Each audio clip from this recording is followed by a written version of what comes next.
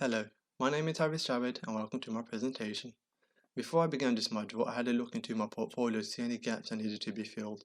I realized that I have not created character illustrations and I have not had a target audience of children. For this project, I aim to create a mobile application that helps children to stay motivated while exercising. I imagined the character illustration, who we call Pal, to be alongside children working as a friend to keep them motivated by sending rewarding messages. I also thought about how Pal could be customized with in-app currency and how I could use artificial intelligence to make it more engaging and futuristic. I started by looking at the best fitness related applications in 2020 and listed the common features, like the use of the word life, fitness, my, body, and so on. I came up with the name Palfit as it seemed unique and easy to remember for both adults and children. It also summarizes the mobile application in one word. I came up with the idea of using a simple, bold, and rounded font with the last letter, which is a T, being replaced by the pal holding up a weight. I took some inspiration from Scott Duffy and Johnny Kimber, who collaborated together to create illustrations at a children's stream. I decided to use a bear as my leader and face of the brand, as a bear is tough and stands strong, but it can also be shown as soft and cuddly. I watched a lot of tutorials and listened to different podcasts which taught me to make an illustration with different body proportions, like how I have made the nose really big and the eyes really small. I then switched the letter T for the pal, but I had some negative feedback and some people read the name as Palfi instead of the word Palfit. I resolved this issue by adding a cutout of the letter T in the background, which both children and adults are familiar with. I made a human illustration before the bear, as this whole project is about learning, producing, and developing, so I had to do a lot of testing. As I animated the human, I learned about the puppet pin tool, which can work and look good.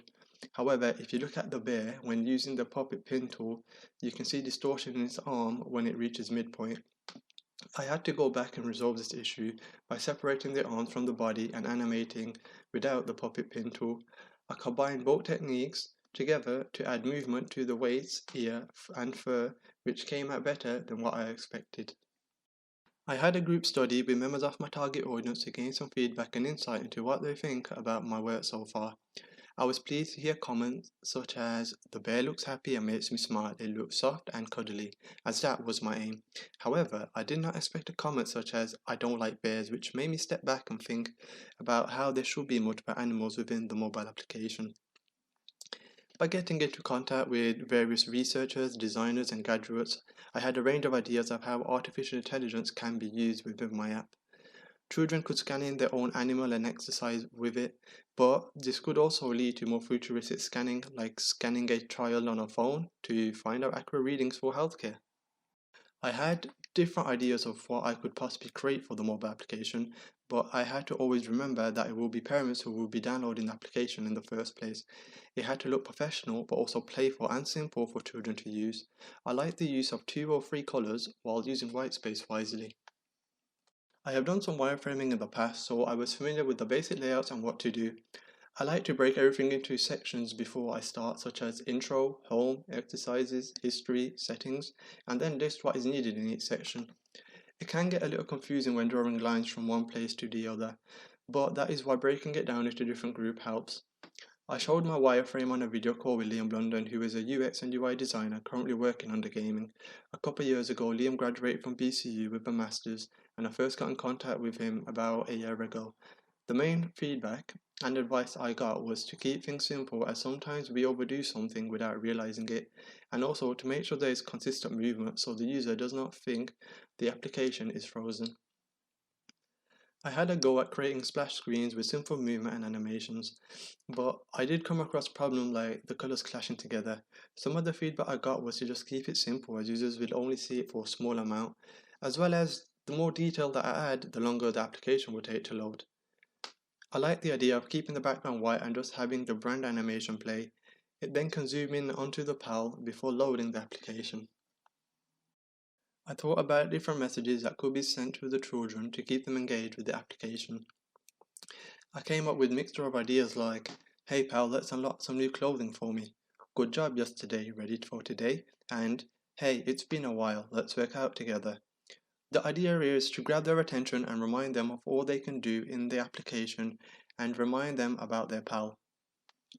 I imagine the application having different profiles for siblings like Netflix or Disney. This would benefit the users as they could do workouts together and build a bigger bond. I try to keep the writing to a minimum and use white space wisely. I made the application have writing on the top left as if it is always talking back to you depending on what and where you are. The points would be on the top right where they could spend the points on their animal. The user can scan their own animal which would automatically turn into a 3D model ready to customize, which gives the application a personal touch. The idea behind the background is to constantly move at a slow and steady speed to indicate the application is working at all times. The exercise page tells the user when the last session was and how much points they earned, which is there for them to try and beat their own record. It also tells you what exercises will be done and how long it should take. I added in a feature where you could connect to a television so that everything is on a bigger screen and much easier to follow. I did revisit the application multiple times to make changes from feedback, such as when doing the exercises, too much of the page is taken up by the background when the main focus should be on the PAL.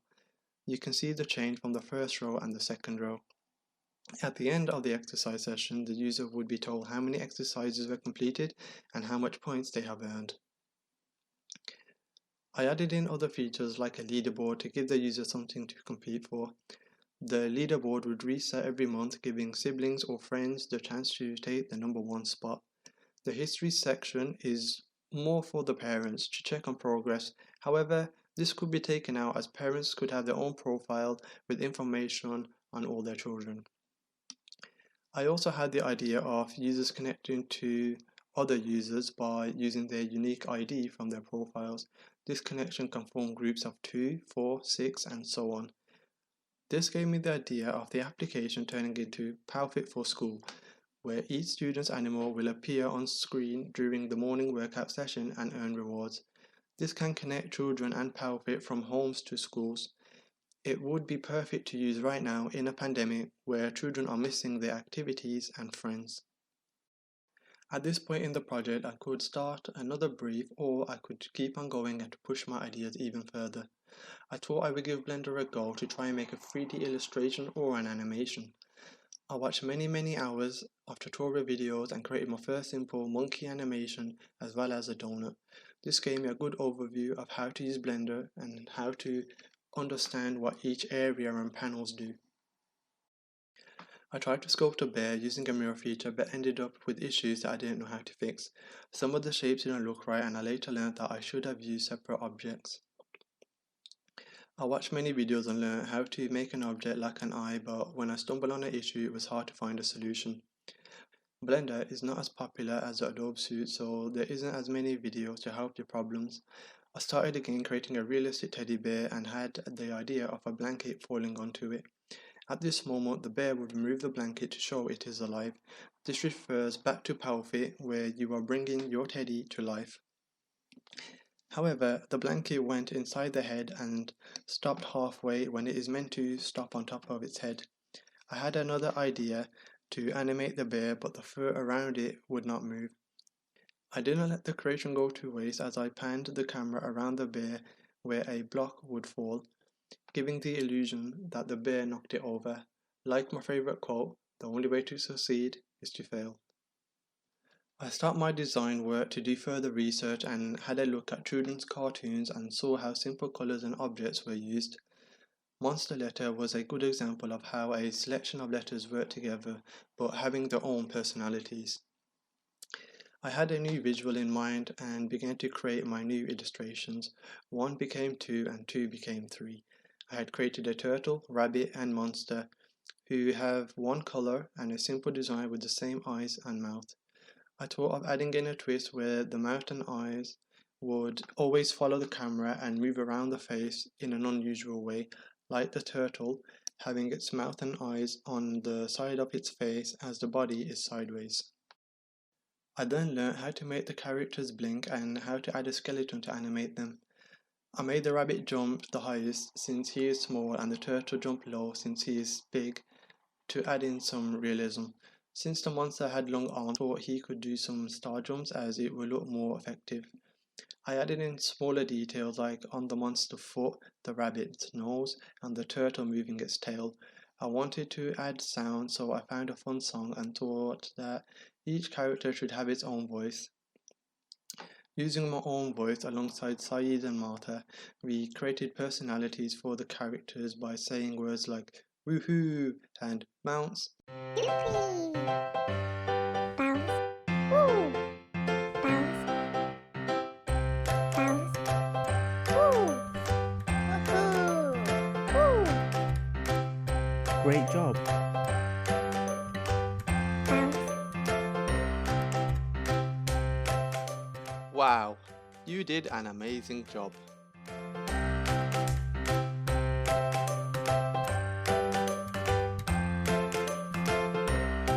I was happy with the results as it was playful and better than how I imagined it to be. With the new characters, there are so many different directions that I could go into. I thought it would be fun to try and add in a sort of game where the users can follow along and have fun. I had a look at top games like Just Dance and other children dancing games. I like the idea of a character in the middle of the screen with an animation showing the user what the next move is. I decided to try and make a sort of Simon Says game that gets the user to move around. I imagined the game to be on television or other devices that can track the user to make sure they are doing the poses. I started by adding in text to get the user ready and using my voice to read and command the users. I said fun phrases such as wave your arms in the air, wave, wave, wave to loosen the game up and try to make it more fun. By adding elements like an upbeat song, it gets the user up and going. I got positive responses from all ages who loved the video and said it was fun and it made them laugh. I could imagine children following along, smiling and having fun with their siblings or friends. I did add details in the background, but it took away the focus from the middle of the screen, so I removed it. Hello. Are you ready to have some fun? Get ready.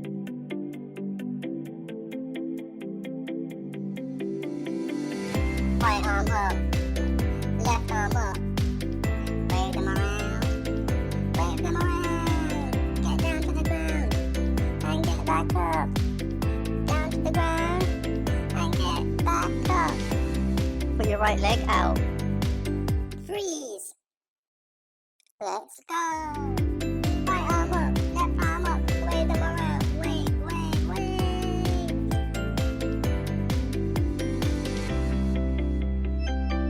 Wow. You had some amazing moves. To make the game even better, there could be a point system to show how much you are earning by each move. The game and application could be taken into a virtual reality headset where children can see a 360 view. However, in my experience, I've never liked the weight in front of my head, and the exercises would be hard to do with something on your head. This idea could be turned into a 4D pod room where the 360 view will still be visible without the need of a headset. You just connect the application to the room and it would work. It could blow bubbles in the air, wind, smells of the beach. The list is endless and would make a fun experience. This will be suitable for those in a future pandemic to stay healthy and keep connected. Since Palfit will be used in schools, the pods could also transform into a classroom for the users. This project has been one of the best projects I have done as a huge amount of time went into learning. I had to learn how to create for children in different areas and how children think. I learned things such as character design and animations in various programs. I had a simple goal at the start, which was to create a mobile application for children to help them exercise. However, this project developed drastically and ended with creations in Blender, which I am very pleased with.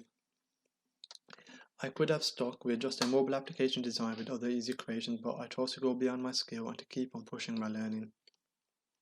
I had a lot of ups and downs, as that comes with learning, but I never gave up and I was happy to show people where I have failed and how I overcame the obstacles. I am now more comfortable in getting into contact with people, sharing my ideas and gaining positive or negative feedback. This module was unlike any other modules as I had to think more outside of the box rather than just thinking about what is in front of me. thinking about how the mobile application can transform to other devices, introducing games, the use of the application at school, and how to bring Palfit to virtual reality. I thought about how we are in a pandemic and how Palfit could be the one thing that children need to stay healthy physically and mentally. I feel the project could always develop, and that Palfit is something we need for children at home and at school to stay connected. I would have loved to go to my local primary school and ask questions to children about my ideas, character, and animations, but unfortunately, due to the pandemic, this was not something that could happen.